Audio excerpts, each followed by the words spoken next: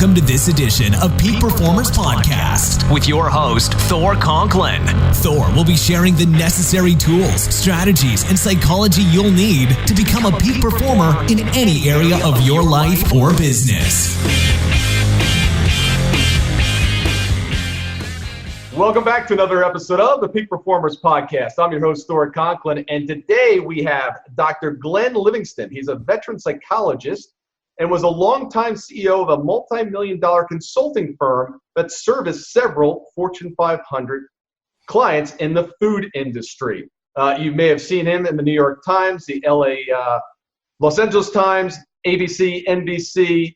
This guy has been all over. He's an expert when it comes to health and fitness and the obesity problem that we're having here in the United States and quite frankly around the world. I just got back from Italy and I'm telling you, it was amazing to see the health of most people. It just seems to be getting worse and worse. Scary. It really is. And as soon as I saw your bio come across my desk, it was something that this is near and dear to my heart because I truly believe that if you don't have the health, the vitality, and the fitness in order to show up every day in life, everything is just more difficult. I just finished a challenge myself. Every year I have a difficult physical challenge I put myself through, and this year was getting the best shape of my life. And I know you have a story that I want you to share with us as well, a personal journey. And 5 years ago, maybe 7 years ago, I was 50 pounds overweight. And this year, 2019, I said I'm going to get in the best shape of my life. And I'm going to cap it off with getting on stage and doing a professional bodybuilding show, which I wow. did. Yeah, I did 2 weeks ago. Wow. Came in second, third, and fifth. It was a great experience. Didn't get to, that kind of that visual look that I really wanted. I really wanted to get six packs or a six pack. I didn't get there, but it was an amazing journey. And, it's one thing to lose the weight and get in that shape, but just the way you feel, that was all the way along the way. There. Yeah. So tell me a little bit about your journey. The people listening today, the majority are small business owners, and you've got to have your health. If you're tired and you're just can't perform everyday tasks like you should, it just affects the bottom line. So tell me about your story. Where was your journey? How'd you get into this field? I'll just tell you a quick response to affecting the bottom line because it was a very significant part of the journey, and then I'll go to the beginning. So in 2001, I owned a focus group facility on Long Island. And I've always had a dual career because my ex-wife, she traveled for business, and I had a lot of time. And I had some particular skills from graduate school that were valuable in the corporate world. So I had a child and family practice at home, but I also had a corporate consulting practice, like you mentioned. Anyway, in 2001, we, for a variety of reasons, decided to just invest in a state-of-the-art focus group facility. And we had $150,000 of payroll and rent and monthly expenses. And we had just made a lot of money. I had invented a little protocol. And then 9/11 happened. This was just outside of New York City. And nobody wanted to come to Long Island. Companies were not going to fly their people to New York right after 9/11. Yeah. And my ex-wife didn't want to close the company. And we lost millions. We wound up $700,000 in debt. But the pertinent part is, in retrospect, I gained about 60 pounds. I got up to about 280. I stopped weighing myself at 257. I'm about 215 right now. But I got up to 280 pounds and I wasn't working out. And I made myself fat, sick, and broke. My productivity went way down. It was much harder to manage all the debt with all the extra, slop in my system, all that junk, always recovering from it, all the extra weight. And I said to myself, in retrospect, I got fat, sick, and broke. I could have just been broke. And this is starting to sound like my story. Yeah? Yeah. I throw a divorce in there, business failure. Yeah, it all went together. And I think for me, it was a lot of just kind of soothing or self-medicating. And I was using food as a way to do that. It's a way to escape it. There are other pieces, and I might encourage you to change that paradigm, because when you tell yourself that you're self-medicating, it's not all that's going on. What's also happening, okay, so when I worked in the food industry, what I saw was that there were billions of dollars, maybe I'm exaggerating a little bit, but I don't think so, billions of dollars going into engineering these food-like substances, like hyper-palatable concentrations of starch and sugar and fat and oil and excitotoxins, all wrapped up in a way to target your bliss point in your reptilian brain, the part of your brain that's responsible for fight or flight, feast and famine, survival. They target your bliss point without giving you enough nutrition to feel satisfied. For example, I remember talking to a vice president of a major food bar manufacturer, and he was a friend of mine, so I asked him, how did this thing get profitable? Tell me the real scoop. And he said, well, the biggest profitable insight was that when we took out the vitamins, we took the vitamins out of the bar because they were expensive and they made it taste bad. And we put the money into the packaging instead. And we made it vibrant and colorful and shiny so that it looked healthy. So I said, wait a minute, so you're faking me out. So you're telling me that you took the vitamins out and decided to fake us out instead. And he kind of hung his head in shame and said, yes, that's what we did. So there are overwhelming forces aligned against us. And the things that they're engineering are things that didn't exist in the savannah or the tropics when we were evolving. Like, people are not binging on broccoli and lettuce and grapes, right? You're binging on chips. Although the grapes are pretty good. I could binge on some grapes. You could binge on some grapes. But it's like pizza and Pop-Tarts and chips and pretzels. And so these are artificially concentrated forms of pleasure. Now, that's part of what society is about. We come up with these ways to beat nature, and there's nothing wrong with enjoying them if it really works for you. But you have to know that it's designed to make you high. It's really kind of a drug, an artificially concentrated source of pleasure that evolution has not prepared you for is a drug. And so the reason that I was suggesting that you might want to flip that paradigm is because if you're telling yourself, well, I'm not just comforting myself, I'm not just self-medicating, I'm actually trying to get high with food, it'll be more of what we psychologists call dystonic. It won't be comfortable for you to do that as much anymore. You say, well, wait a minute, I don't want to be a drug addict. So if you say, I'm comforting myself, you say, well, I deserve some comfort. And you probably do. Like, there were things you were going through. You probably, I tell my clients, if you need a hug, I'll give you a hug, right? I'm just a big teddy bear. but don't fool yourself into thinking that all you're doing is comforting yourself. You're getting high with food. And what you do about that is up to you. How you decide to, make rules for yourself and what you eat and what you don't eat. That's up to you. And I'm not here to, preach or tell you how you should eat. But let's talk about that just for a second, because I've struggled with it.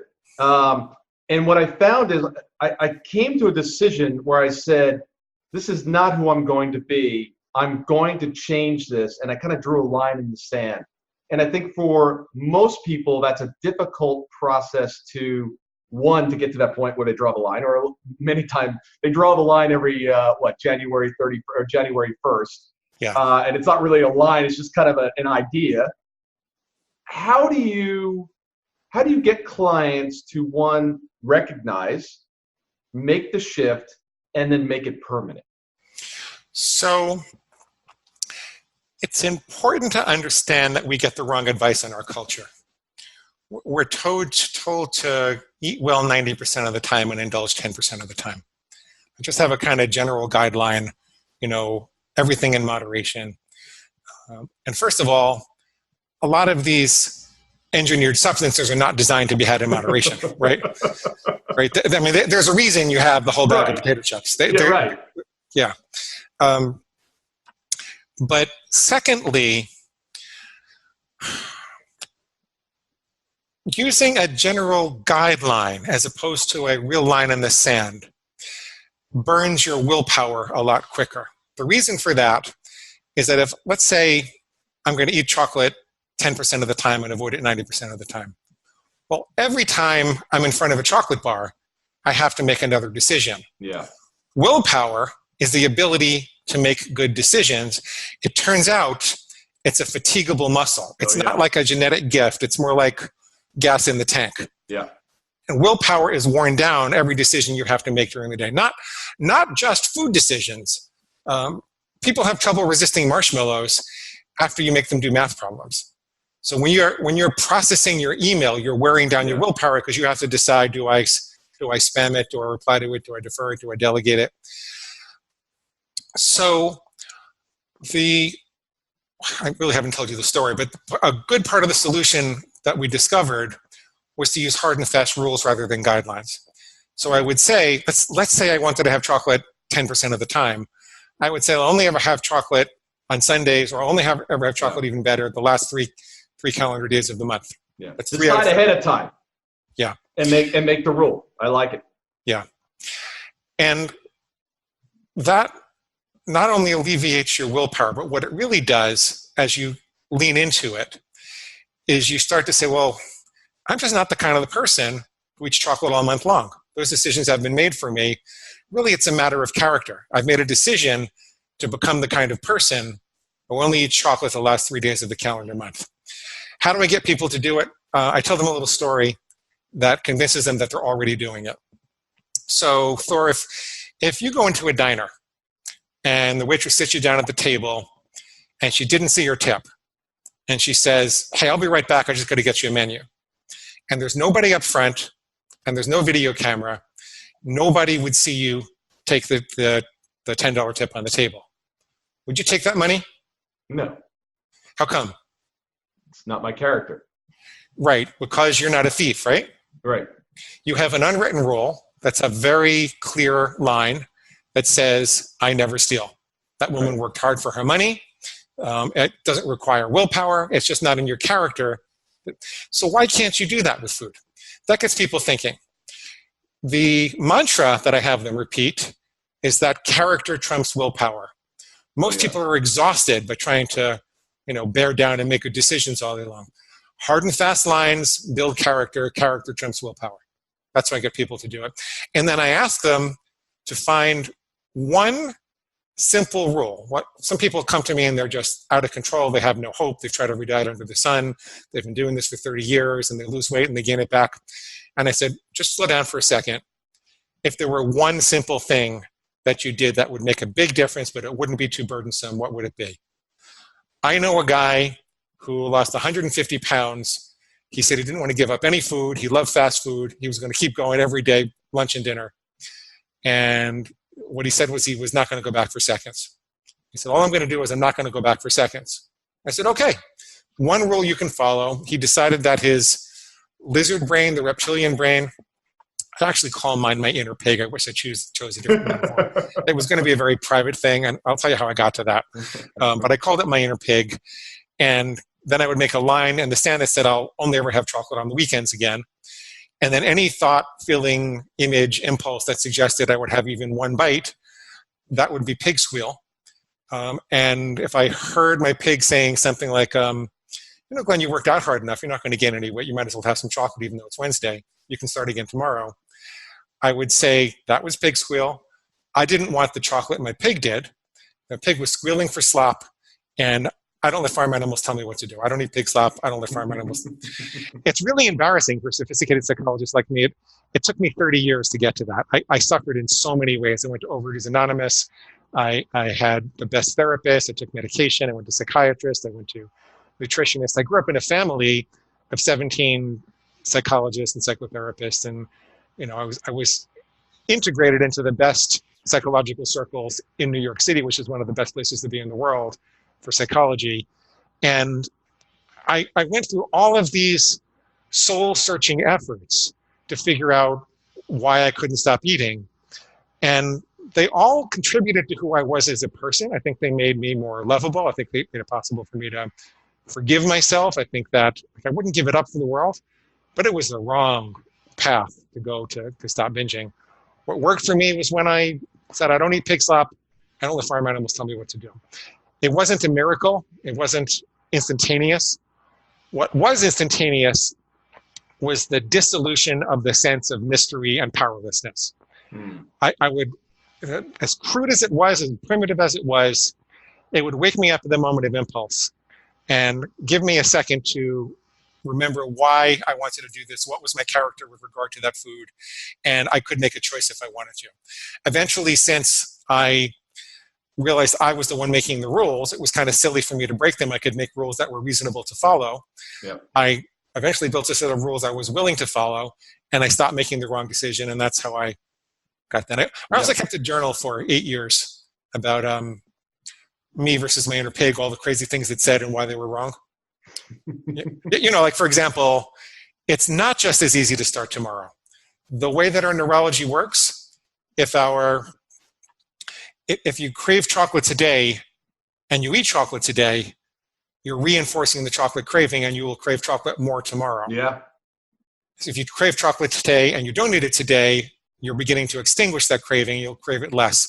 So like Doug Graham says, if you're in a hole, stop digging. Yeah.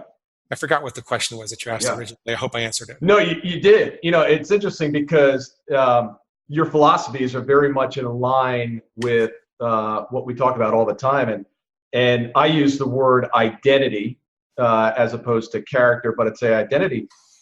If you're going to be a successful athlete on the field of athletics, you need to assume the identity of a world-class athlete.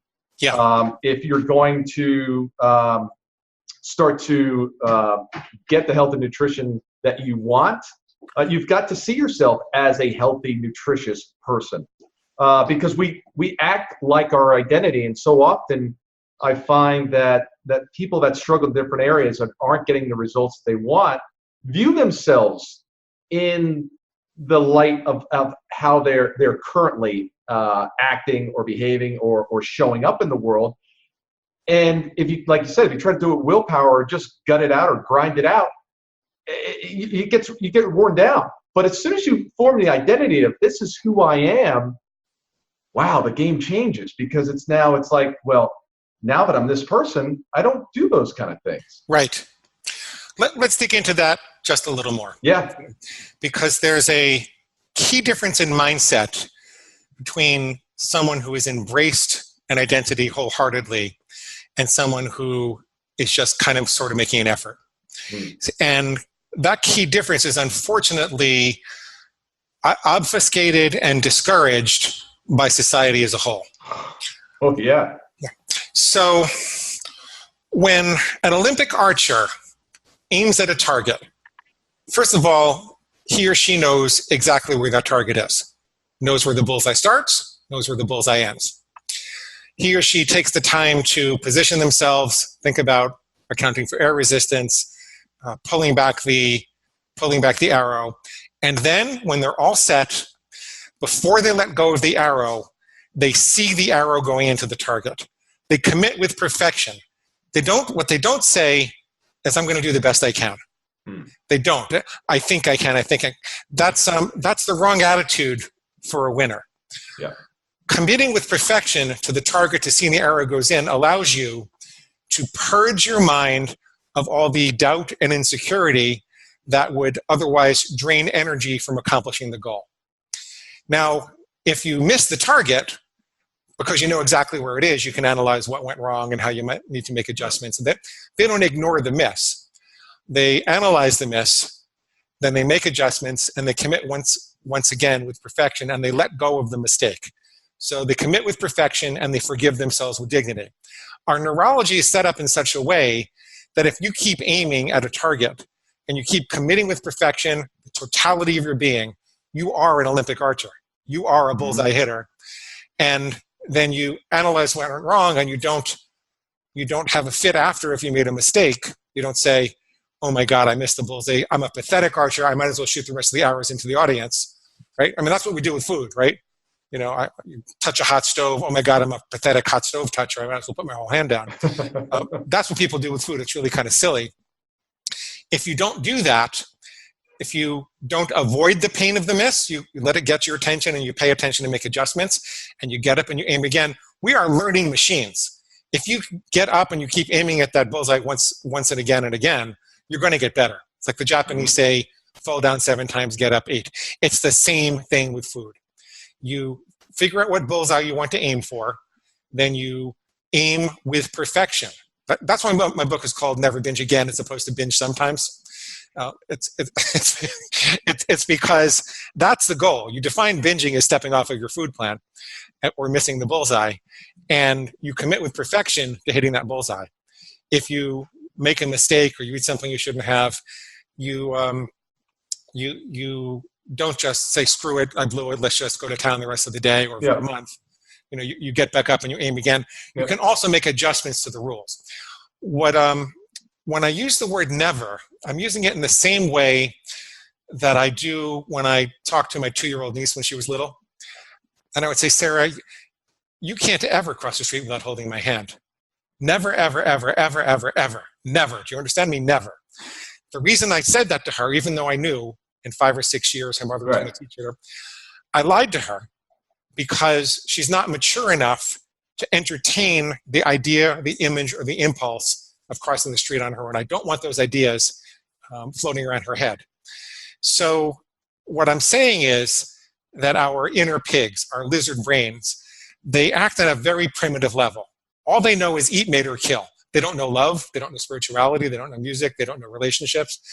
This thing, your brainstem, which is where the feast and famine response is, which is where the flight or fight response is, this is responsible largely for you breaking your diet and changing your mind all the time.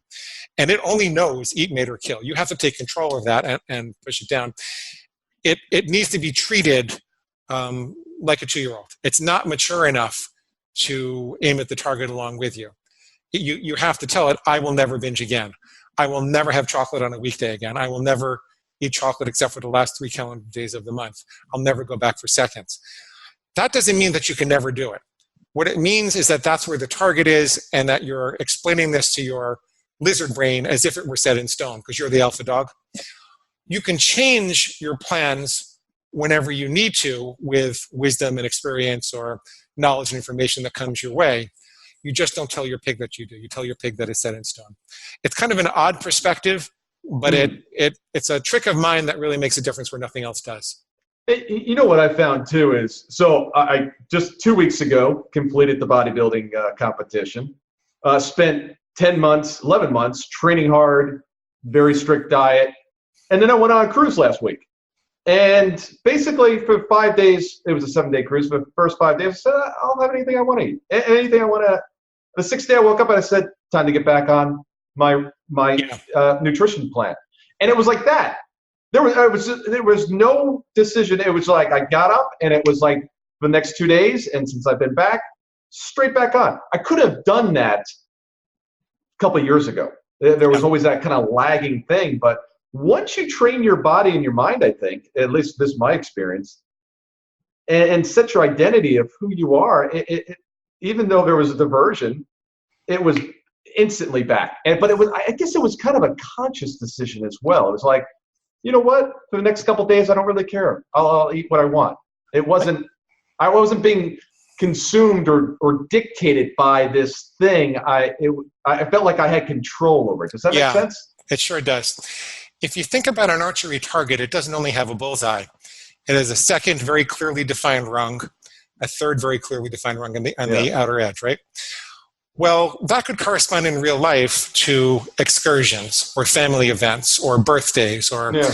So I know people who'll say, I never have sugar or flour except for Christmas, New Year's, and Thanksgiving when I can have one dessert of any type that I want to, right? And because it's clearly defined beforehand, you're not trying to make decisions at the moment of impulse when there's an enormity of social force aligned against you to try and tempt your pig to come out. Those decisions have been made beforehand. A lot of times people who found for years that it was just impossible to do are easily able to get through it. Not everybody. Some people, there are certain things they're too addicted to and they just never have it. Personally, I never have chocolate. There are other things that I have that aren't so good for me, but I make conscious decisions about it. Chocolate, I just wanted to forget about it altogether.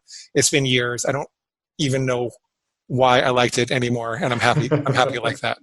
Yeah, making those decisions ahead of time, one of the things that I do with my clients, I'm fine until I go out on a client dinner. I said, that's a story. That's an excuse.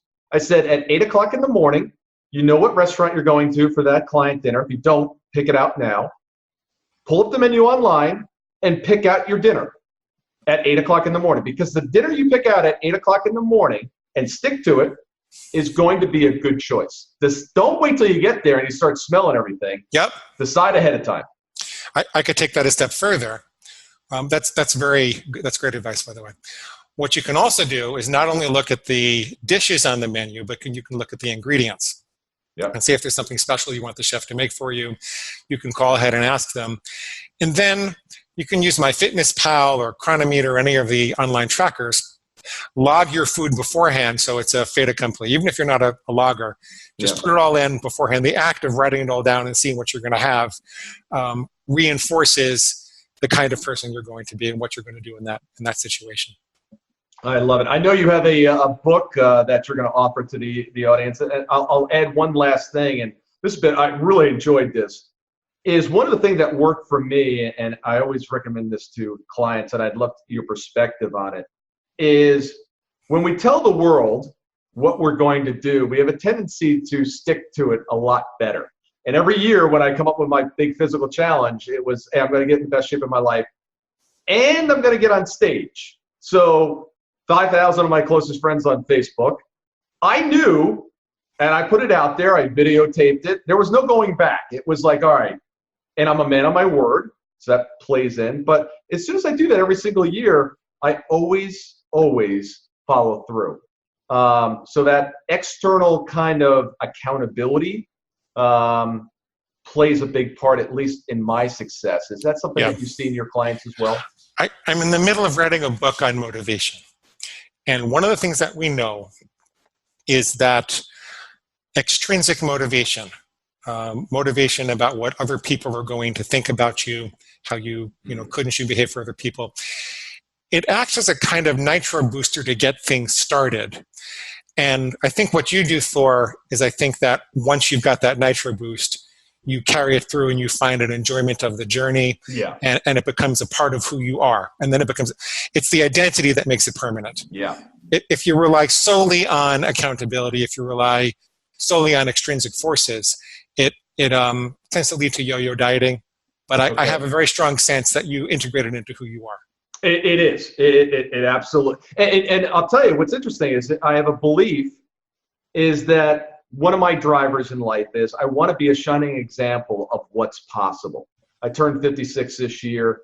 I think I look really great for 56. Wow. And I wanted to show, and I'm very transparent with this. If you follow me on social media, I posted my pictures when I was 50 pounds overweight. I said, this is where I came from. This is where I am today. And I just did it, just eating healthy and going to the gym 1 hour a day. Nothing crazy, because I wanted this to be, I want someone to see it and go, I can do that. This is not something that's crazy. And I set the example. So if I don't follow through what I say I'm going to do, I'm not only letting myself down, but I'm letting somebody else out there that could have gotten to a better place, and I let them down. That's a big driver for me. What's ultimately on the other side of overeating or whatever addiction you're struggling with is purpose. Yeah. And when you find your life purpose, the pig slop looks pathetic. The things that you used to, you just don't want it anymore. Or if you do, it's in a very controlled way over a very specific period of time. And so, I love that. I think that's great. Book author. Well, the book was a journal I kept for 8 years of me versus my inner pig. So all the different things that the pig said to me to try to get me to binge.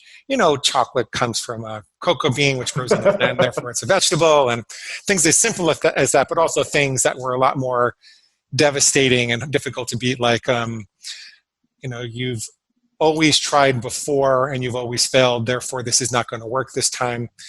As if you took a highway for 1,000 miles and you chose not to take the exits, that you couldn't take the next one. Like you don't still have a choice to take the next one.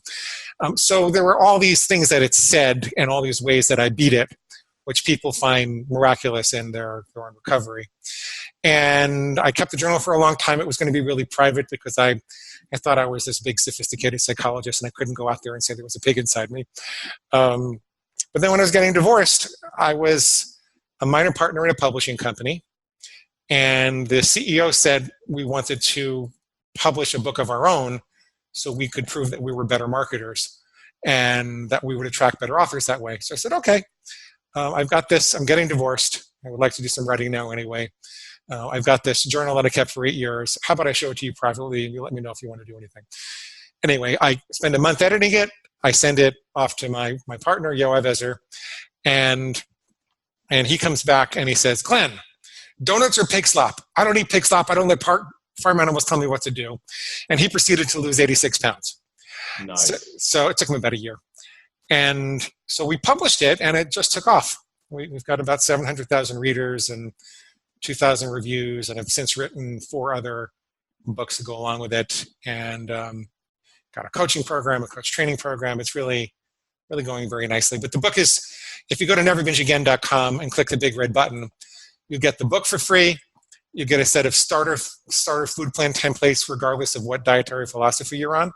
So you can use this on any diet, whether you're, ketogenic or high carb or macrobiotic or point counters or calorie counters or low carb, whatever you're doing. We put together a set of sample rules that you could start and modify for yourself. Nice. I'm not giving you a diet. You have to take responsibility for it yourself because I'm not a nutritionist or a medical doctor. And beyond that, your pig, if I give you a diet, will eventually say, that doctor's diet is no good. We'll just have to try another one, but let's binge in the meantime. So it's time to, grow up and take responsibility for your own food. And that's just a way to start. The last thing is that I know this whole thing sounds crazy in theory. It sounds really harsh. You must be thinking, why in the world does Thor have this doctor on who's got a pig inside of him? And so I recorded a whole bunch of sessions. It's a very compassionate process when it's implemented. And so I thought if you could hear me coaching people through full-length sessions, that you would hear the hope and enthusiasm and confidence in their voice restored. They come in thinking nothing is ever going to beat this. They can't trust themselves. They've been, down so many different roads and tried so many things. And then you hear that all turn around in one session. I thought that would, give you some enthusiasm to give it a shot. Yeah. It's all at neverbingeagain.com. It's all free. Neverbingeagain.com. Click on the big red button and enter your email. We'll send that to you. The book is free in Kindle, Nook, or PDF format. The paperback and Audible versions are for free. Okay. Terrific. Well, thanks for being on. This, like I said, this is an area that so many people struggle with. It's not because of lack of information. It's the psychology around it. When you start to adjust that and not rely on motivation or inspiration, that's when the game changes. At least that's what I believe, and you confirm that as well. So yeah, thanks for being on, and thank you very much for that offer on the book as well. Sure. Have a great day. Thanks, man. Thank you.